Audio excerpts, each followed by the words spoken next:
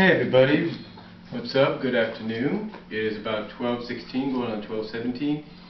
And first of all, I want to start this off by giving a shout out to Swiftfur here on YouTube. You can find him, I'll put it by just typing in his name. Swiftfur, in case you don't know, is responsible for putting up a lot of clips here on YT and other sites of the Cadillac Cats and of Heathcliff. So I want to give a shout out to him. Thank you very much for doing that. And I'm pretty sure a lot of people like myself are very grateful because we haven't seen many of these in a while, and not many of these are on the DVD set that came out. So thank you for doing that. Now, speaking of the Cadillac Cats, the reason I'm doing this video is for one reason. I want to talk about some movies, not movies, but series from the 80s and the 90s that deserve animated feature film treatment, whether it's theatrical or DVD. So let's talk about the Cadillac Cats. Let's start out with them. Now we know back in 1986, well in case some of you don't, but in 1986, Dick Entertainment along with Clubhouse Pictures and Atlantic Releasing brought out Heathcliff the movie. Now Heathcliff the movie was basically in the same category and same area as some of the Warner Brothers Looney Tunes movies at that time. In case you don't know, at that time the Looney Tunes movies of Looney Looney Bugs Bunny Movie, Bugs Bunny Roadrunner, and Daffy Duck Crackbusters were all stories within were basically a story, were short stories within a story. Basically, it was a compilation of all the best and the funniest animated shorts, including some new ones, combined with new animation and a new story. In this case, Heathcliff the movie was a combination of that. Basically, about 6 or 7 or 8 of the best animated shorts that he had on the series during the first season, combined with new animation where he was telling his nephews and a mouse about these past adventures. Now, as a fan, I did something similar with the Cadillac Cats. Back in about 2004, 2005, I did something similar. I recorded them, I sort of shortened the intro where it was just the Cadillac Cats, and I took some of the best episodes I recorded on tape and put them onto a DVD. Now it wasn't the best, but it was, you know, satisfying. It was satisfactory, if you will. But what I would rather have and rather see is a feature-length film, one movie, one story of the Cadillac Cats. No compilation, no nothing like that. One story, one feature film, one movie, and I'd like to see it in 2D animation. And I'd like to see it on the big screen. Well, a majority of us would like to see something like that on the big screen, but it wouldn't be too bad on DVD either, but big screen is where you really want to see it.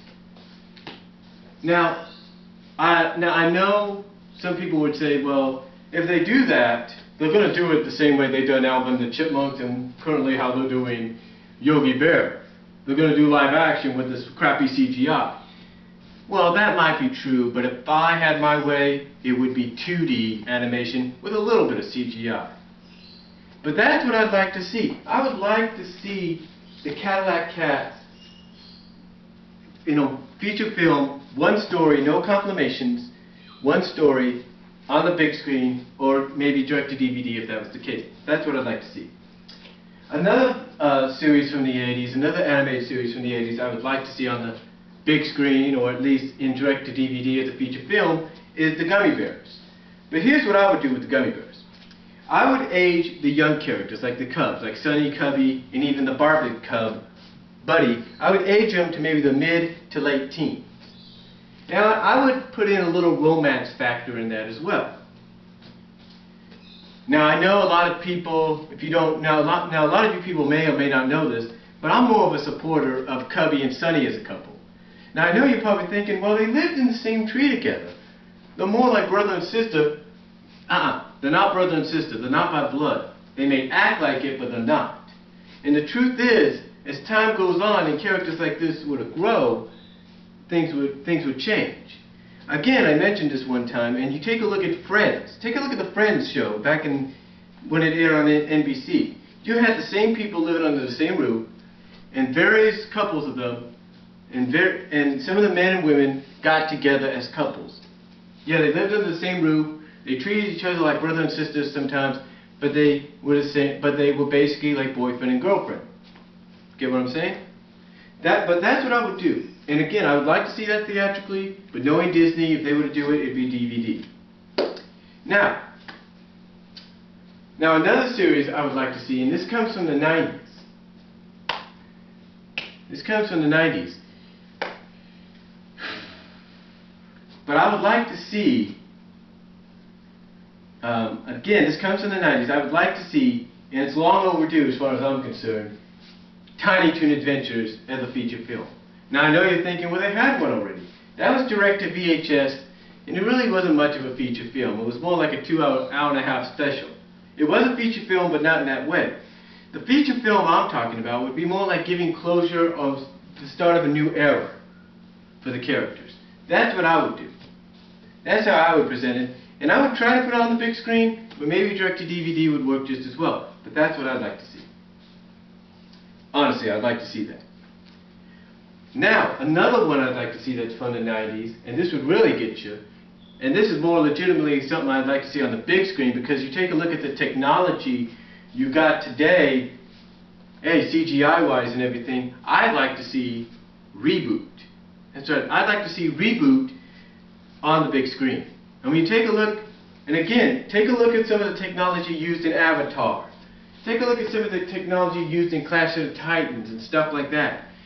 Don't tell me you would not like to see that kind of stuff, that kind of technology and stuff used for a reboot movie. Because I guarantee you that Reboot was to be made in that kind of way, with that kind of technology now at the theaters, people would line up to see it. No doubt about it. No doubt about it. Now another one I'd like to see comes from the 80s, and it's kind of maybe not as known, but it's called Mask. Now I'm not talking about the Mask cartoon from the 90s or the movie from the 90s. No, I'm talking about Mask from the 1980s. Now in case you don't know what Mask is, let me kind of explain. Basically you have these bad guys and good guys that wear these helmets anytime they go on missions, or in the bad guys' cases, robberies or whatever. And they got these vehicles that look like normal vehicles, but then they could transform into flight vehicles, or vehicles that basically take flight, go on water, they shoot lasers, stuff like that.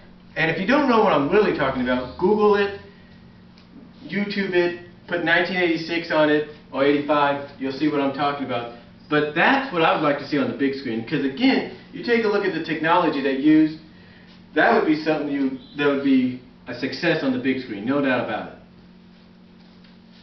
Now another one from the 80s I'd like to see get made, and I believe if it's released by the same people that released Transformers, the first 2 Transformer movies, and releasing the 3rd one, as well as released G.I. Joe Rise of Cobra, if they were to do this movie on the big screen, there's a live-action adaptation of this film, of this series, on the big screen, you would have people gathering to see it. And I'm talking about Jem.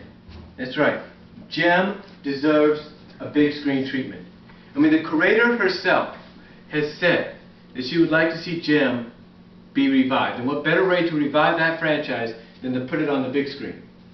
Now, I know a lot of you are probably saying, well, it'd be following in the steps of all these other movies like High School Musical and Step Up and the Step Up franchise and Josie and the Pussycats. Not precisely. If it had the right writers, and DreamWorks and Paramount has done a great job in trying to find the right people that would stay true to that franchise, true to the characters, then Jem as a live-action feature film would be a success. Yes, keep some of the musical stuff, like when Jericho becomes Jem and the holograms become who they are. Keep do that, and even keep the CGI in there, because the CGI nowadays would be unbelievable. But again, do that, and I tell you this, people would line up to see it, and it would be a big success, no doubt about it. Now another series I'd like to see from the 80s get made. Are Are you ready for this? Are you ready for this?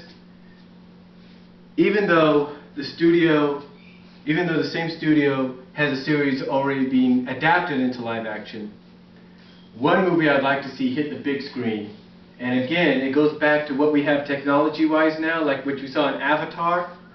I'd like to see Silverhawks. I mean, I would pay good money to see a Silverhawks feature film with the technology, with the same technology used in Avatar and stuff, on the big screen. Now, I know you're thinking, you know, how would that work? It'd be typically like Iron Man almost. Almost, yes, it'd almost be like Iron Man, but have we ever seen the Iron Man fight in space in the movies? Not really. But this we would. We would see Silverhawks battling all these aliens and the main villain in space. And with again, with the technology we have here, nowadays in movies like Avatar and Clash of the Titans, who knows how far a movie like a live action adaptation of Silverhawks could go? Who knows how big a success it could be? Think about it. Think about that. Now, of course, I can't, finish this off without saying that one other movie I'd like to see made theatrically is, of course, a feature film adaptation of the Saturday morning cartoon in Toon that aired from '93 to '95, and that's Sonic the Hedgehog. Excuse me for a second. Oh, it's just pay people. It's a wrong number, basically. But anyway, I would like to see Sonic the Hedgehog Saturday morning cartoon from the '93-'95 season, which aired on ABC, made theatrically for theaters, if not for direct-to-DVD. But again, it goes back to that technology we have now that we've seen in movies like in Avatar recently, and which we're currently seeing now in theaters again as a special edition. But I would like to see that made into a live-action feature film with that kind of technology. And of course, I know there's a lot of people who say, well, that's okay, but we'd rather have 2D with CGI. It could be a combination. You could do 2D and use that same technology. There's no doubt about it. And I'll tell you this, there's a lot of directors and writers all over Hollywood throughout the years, and you can Google this, that besides Richard Coulthard himself, who's been infamous in talking about a movie, but other writers, other big names and stuff, that have talked about this throughout the years of doing a movie based on the Saturday morning cartoon of Sonic. And there have been some that say that if they were to do one, they'd want to kind of combine everything together. They want to combine the cartoon. They'd want to combine the elements of the cartoon with elements from the comics and the games, but they'd also like to do it in the tradition, or in a way that some movies are, in a fashion that a lot of movies are getting right now. And that fashion is kind of put like in a trilogy or something, or in a series. Like the first movie introduced the characters and what this plot line and story is about. Then the next movie introduced newer characters and increase and expand on it and stuff like that. That's what people would like. There's no doubt about it. No doubt about it, people would like to see that. And I'll be back in a second.